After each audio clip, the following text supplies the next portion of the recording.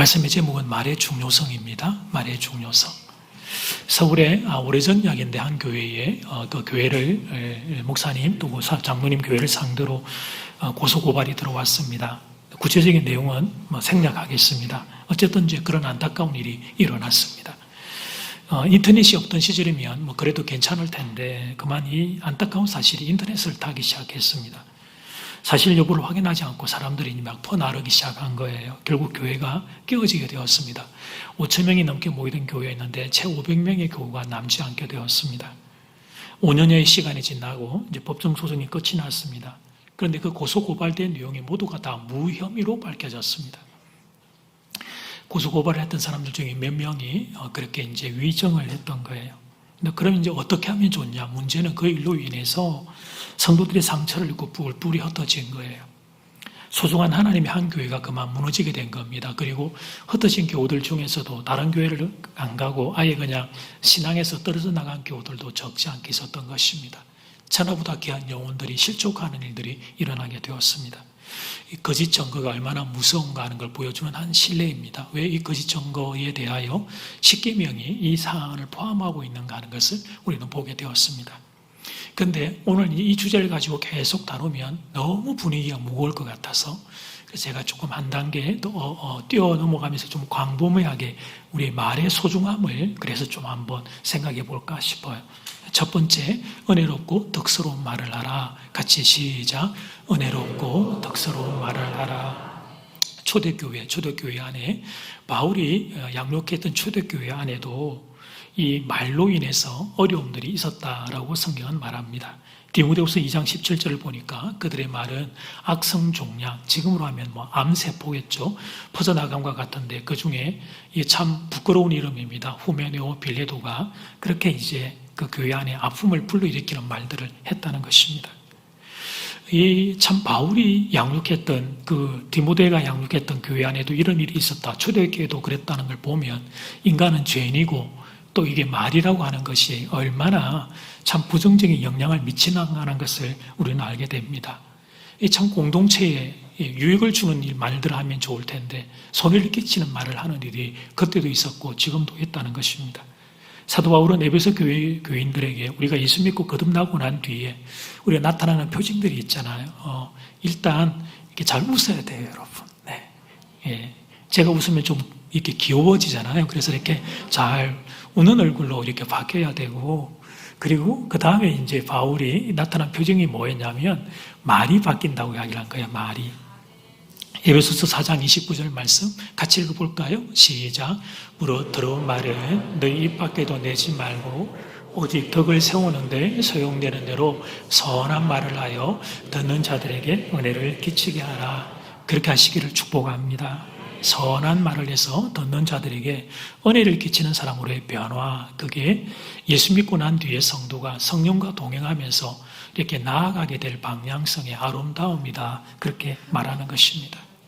우리는 말을 늘 하고 살기 때문에 이게 무게와 중요성을 참 이렇게 소홀히 여겨요. 근데 이게 한번 내 입 밖에서 나와버리고 나면 그 다음부터는 주워 담을 수가 없습니다. 여러분, 제가 물잔을 들고 있는데 물은 부으면요, 얘는 그래도 담을 수 있어요. 도구들을 이용을 해가지고 아니면 수건에다가 담아서 짜서라도 넣으면 되잖아요. 근데 입 밖으로 나가버리고 난 말은 주워 담기가 너무 어렵다는 사실을 여러분 기억해야 합니다. 이와 관련되어서 우리에게 교훈을 주는 이야기 한 가지, 김병태 목사님 책에서 제가 본 이야기입니다. 시골 어느 정도의 사이즈는지 모르겠는데 아마 좀 작은 시골 마을이었던 것 같습니다. 작은 시골 교회가 있고 그게 농사 짓고 있는 한 아주머니가 목사님과 교회에 대하여 헐뜯는 말을 이제 동네 사람들이 찾아다니면서 한 거예요.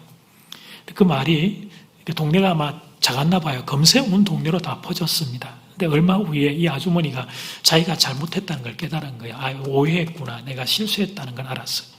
그래서 이제 목사님께 찾아가서 용서를 빌었습니다. 목사님이 이 아주머니에게 말했습니다. 아주머니께서 제가 시키는 대로 따라주시면 제가 용서해 드리겠습니다. 그리고는 집에 가서 닭 한 마리를 잡아서 그 닭 기틀을 다 뽑아가지고 바구니에 담아오라고 한 것입니다. 그 여인이 닭 한 마리 잡은 그 깃털을 바구니에 담아가지고 왔었죠. 목사님이 아주머니에게 말했습니다. 마을로 가서 각 거리 모퉁이마다 돌면서 모퉁이마다 그 깃털을 하나씩 놓고 오십시오. 여러분 보고 이제 저 깃털인데 저게 이제 개수가 꽤 됐겠죠. 바구니 안에 담긴 게. 그러자 이제 이 여인은 목사님 시키는 대로 가서 이제 그 깃털들을 다 이제 놔두고 그렇게 왔습니다. 그랬더니 목사님 뭐라고 하냐면 가서 이제 그 깃털을 다시 모아 오십시오. 그래서 여인이 가가지고 마을마다 돌아다니면서 나름 자기가 깃털을 모은다고 모아가지고 왔는데 그게 뭐 얼마나 되겠어요? 목사님 한번 봅시다. 얼마나 모아왔는지. 여인이 막 자신도 없고 모아온 게 얼마 되지 않으니 어쩔 줄 몰라서 그거 깃털 모아온 조금 안 되는 걸 이렇게 이제 내어 놓으면서 목사님 제가 모으려고 했는데 깃털이 다 날려서 사방으로 다 흩어지고 없어요. 그때 목사님이 가르치기 위하여 이렇게 말을 했습니다. 제가 당신을 용서할 것입니다. 그러나 당신이 했던 거짓말들이 낳았던 피해는 되돌이킬 수 없는, 취소할 수 없는 일이 된다는 걸 기억하셔야 합니다. 이게 말의 중요성이에요. 말의 중요성. 우리 교회 안으로 한번 뭐 이렇게 적용해 볼까요? 우리 교회가 아니고 타 교회에서 있었던 일이라는 걸 제가 분명히 밝히고, 어느 교회에, 금요기도회에 집사님이 아마 평생 처음 기도하러 나왔나 봐요. 그래서 잘 알고 있는 권사님이 그 여집사님을 보고, 기도하러 온 집사님을 보고, 우와, 해가 서쪽에서 뜨겠다. 어머나 주님 모실라나 보다 집사님 기도하러 온 거 보니까, 이렇게 말하는 것은 성숙한 성도가 아니라는 거예요. 여러분 어떻게 말하면 좋겠어요? 집사님 오늘 오신 거 보니까 나도 기도 응답 받겠네. 집사님 덕분에 내가 오늘 기도 응답 받을 것 같아요. 그러니까 집사님 내 옆에 앉아서 같이 기도해요. 나도 집사님 위해 기도해 드릴게. 이렇게 말하는 지혜가 저는 여러분에게 있기를 주의 이름으로 축복합니다. 여러분 제가 때때로 다른 또 교회나 다른 기관이나 모임에 이렇게 가보면, 제가 이제 이렇게 모임을 하고 회의를 하고 있다 보면, 저 정도의 위치가 되고 경험이 있고 연륜이 있는 어른이면 저렇게 말씀 안 하시면 좋겠는데, 그렇게 느낄 때가 있어요. 제가 내가 그런 실수하면 안 되겠다. 그냥 그런 안타까운 마음들을 가질 때가 많이 있습니다. 그 모임에도 덕이 되지 않고 공동체도 덕이 되지 않는데 그런 말들이 흘러나오는 걸 볼 때 저도 저의 입을 다시 한번 조심하게 되고 주의하게 되는 그런 것들을 깨닫곤 합니다. 사랑하는 여러분, 하나님이 여러분에게 입을 주셨습니다. 입을 주신 목적이 있습니다. 첫 번째, 맛있는 걸 많이 드시기를 축복합니다. 우리의 몸의 건강도 하나님이 원하시는 일이에요. 두 번째, 여러분의 입을 통하여 하나님을 찬양하시기를 바랍니다. 하나님께 감사하시기를 바랍니다. 서로를 축복하시기를 바랍니다. 여러분, 우리를 축복의 통로라고 부르잖아요. 축복의 통로. 하나님이 우리에게 생명을 주셨어요. 우리를 통하여 하나님의 선한 축복들이 흘러가게 하는 우리의 통로로 사용하신단 말이죠. 우리의 몸, 우리 인생 전체, 우리의 손과 발, 우리의 달란트. 그런데 특별히 하나님은 우리의 입을 통하여 그 일을 해 가십니다. 축복의 통로가 되는 입이 되시기를 주의 이름으로 축원합니다. 세 가지예요. 뭘 보면 안 하냐? 찬양하시기를 바랍니다. 감사하시기를 바랍니다. 축복하시기를 바랍니다. 우리가 신앙생활하면서 어느 한 교우가 성령 충만한 상태의 정도를 이렇게 볼 수가 있어요. 성령 충만하면 다시 반복해요. 일단 사람이 실없이 잘 웃어요. 여러분, 웃음은 하나님이 주시는 위로와 기쁨이 없으면 안 나옵니다. 그렇죠? 그리고 그에게서 나오는 말이 있어요. 감사합니다. 그리고 찬양하고, 그리고 이렇게 가족이나 서로를 향하여 축복하는 말들이 자꾸 나오는 거예요. 이 시간 여러분을 축복합니다. 성령 충만 받으셔서 찬양하며 사시기를 바랍니다. 감사하며 사시기를 바랍니다. 축복하며 사시기를 바랍니다. 그리고 그것은 거꾸로도 통용이 되는 거예요. 마중물이에요. 여러분, 우리가 하나님 앞에 감사하고 하나님을 찬양하고, 내가 서 있는 자리가 찬양과 감사가 나올 수 없는 자리임에도 그렇게 사는 걸 하나님이 보실 때, 다른 사람을 향하여 불평하고 원망해야 될 사람이 다른 사람을 이게 축복받아야 될 위치에, 낮은 위치에 있는 이가 오히려 더 축복을 사는 것을 하나님 보실 때 하나님이 너 더 받으라. 감사를 하는 이야 축복을 하는 이여 더 받으라. 그리고 하나님이 더 선한 것을 그에게 부어주시는 것입니다. 하나님의 축복을 불러오는 마중물, 감사, 축복, 그리고 여러분 찬양이 여러분의 입에서 흘러 넘치기를 주 이름으로 축원합니다. 여러분, 우리가 가끔 길을 걷다 보면 우리 초등학생들 또 중학생들, 청소년들이 이 친구들끼리 말하는 거 들을 때가 있잖아요. 이렇게 부산대 앞에서도 이렇게 보면 학생들이 교복 입고 다니면서 말을 할 때가 있어요. 그런데 어떤 경우에는 말 중에 일상 대화가 절반이고 절반은 욕설이 들어가 있는 경우가 있어요. 여러분도 그런 거 좀 들은 적이 있죠, 그죠? 그래서 제가 학생 이렇게 말하려고 다 겁나가지고 중딩은 무조건 조심해야 된다 그래서 제가 싸움도 못 하는데 참. 그런데 마음은 너무 아파요. 아니, 우리나라의 큰 미래 이런 거 다 놔두고요.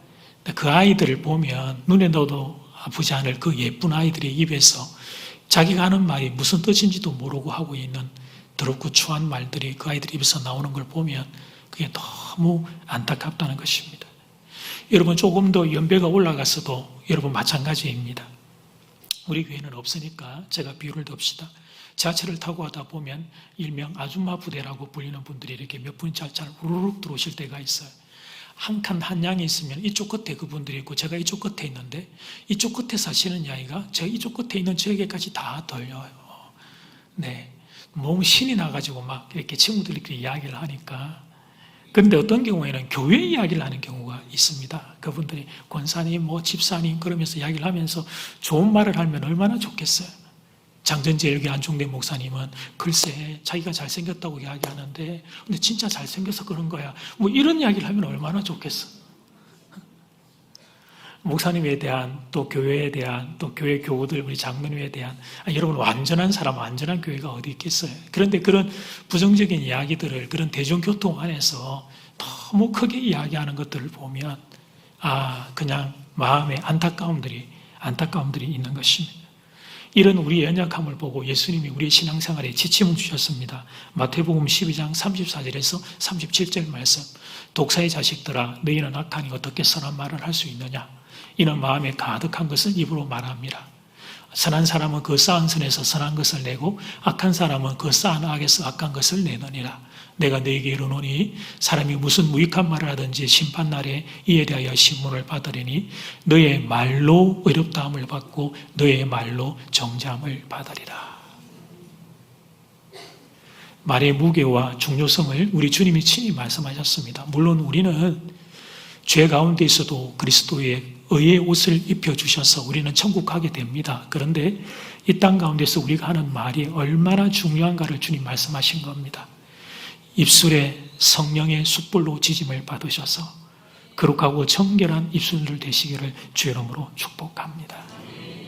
하나만 더, 두 번째, 꿈에서라도 부정적인 말을 하지 마라. 같이 시작.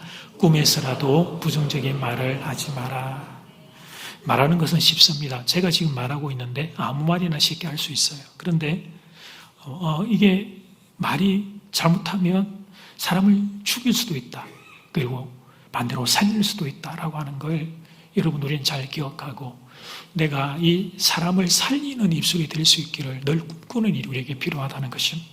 여러분 잘 몇 번 보신 적이 있을 글귀를 제가 좀 띄워드리고 읽어드리도록 하겠습니다. 부주한 말 한마디가 싸움의 불씨가 되고 잔인한 말 한마디가 삶을 파괴합니다. 쓰디쓴 말 한마디가 정오의 씨를 뿌리고 무례한 말 한마디가 사랑의 불을 끕니다. 은혜스러운 말 한마디가 길을 평탄케 하고 즐거운 말 한마디가 하루를 빛나게 합니다. 때에 맞는 말 한마디가 긴장을 풀어주고 사랑의 말 한마디가 병을 낫게 하고 축복을 줍니다. 지혜의 왕 솔로몬은 지금 제가 이렇게 길게 읽어드렸던 이 글귀를 한 절로 잠언 16장 24절을 이렇게 요약해서 이게 오늘 이번 주간 묵상 말씀이에요. 같이 한번 시작. 선한 말은 꿀송이 같아서 마음에 달고 뼈에 양약이 되느니라. 아멘. 정말 선한 말은 꿀송이 같아서 마음에 달고 뼈에 양약이 됩니다. 여러분이 하는 그 한마디로 인하여 상하고 깨어진 분들이 위로받고 살아나기를 주 이름으로 축복합니다. 미국의 언론인 나이트는 불평과 잔소리 한마디는 당신 집안에 무덤을 한 삽씩 파들어가는 것이라고 말을 했어요. 부정적이고 비판적인 말은 남을 해치기 전에 자신을 먼저 상하게 합니다. 그리고 내게 찾아온 축복도 도망가게 돼. 공동체에도 해를 끼치게 돼요. 미꾸라지 한 마리가 웅덩이를 흐려 놓듯이 부정적인 말을 하는 한두 사람이 공동체를 흐리는 일이 생기게 됩니다. 관련된 그림인데 미꾸라지가 그 연못을 흐리는 것에 대한 이야기입니다. 성경의 몇 가지 중에 대표적인 것이 가데스 바네아의 정탐꾼 사건입니다. 가나안 땅을 정탐했던 일삼이 부정적인 말을 함으로써 이스라엘 백성들 전체를 오염시켰어. 밤이 새도록 백성들이 원망하고 불평을 합니다. 그래서 그 믿음의 백성들을 의심의 백성으로, 절망의 백성으로, 저주의 백성으로, 그리고 그들이 약속의 땅에 들어가지 못하게 하는 비극을 만들어 내었던 것입니다.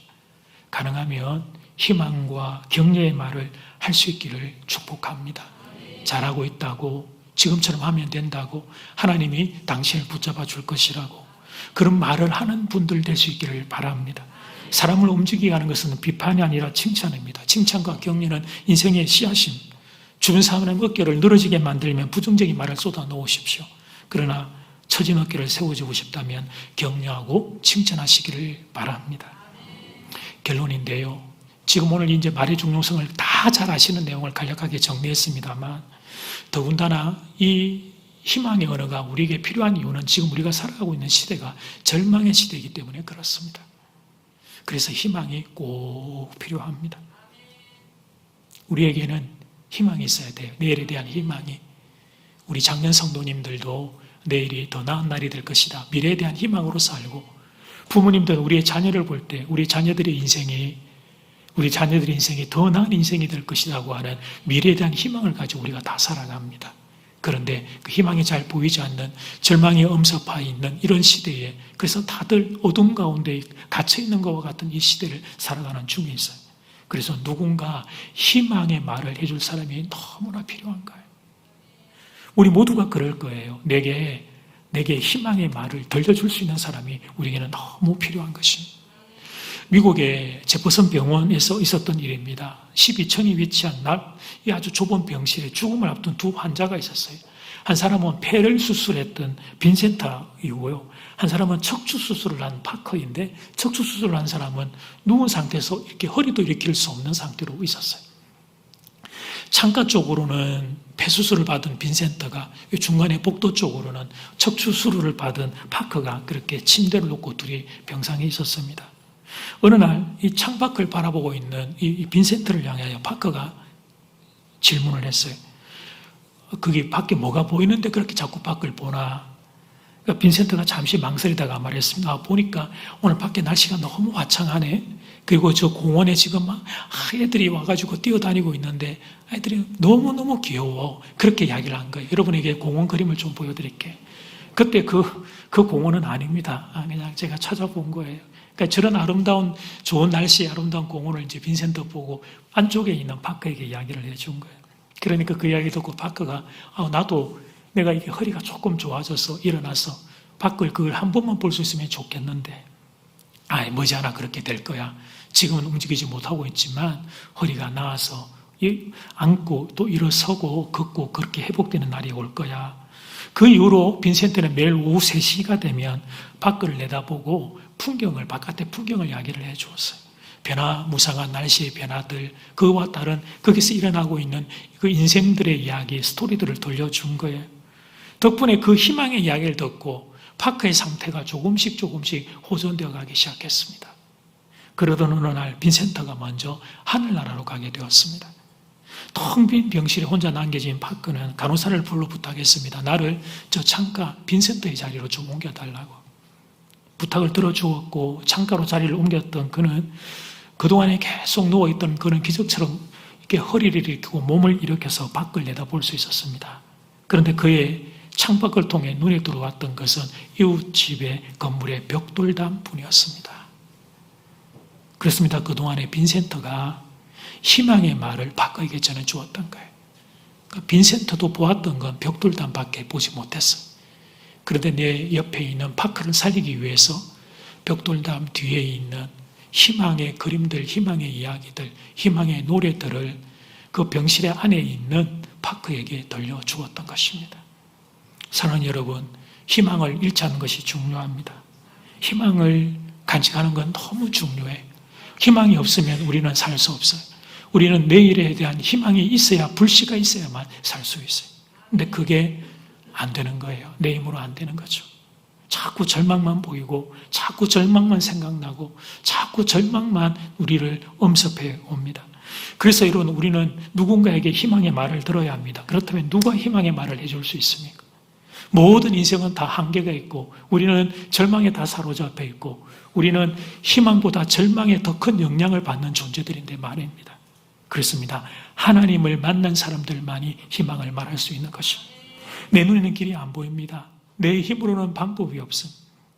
그러나 하나님이 계시기에, 합력하여 선을 이루는 하나님이 계시기에, 다윗의 하나님이 나의 하나님이기에, 다니엘의 하나님이 나의 하나님이기에, 요셉의 하나님이 나의 하나님이기에, 그 하나님을 믿는 사람은 희망을 말할 수 있는 것입니다.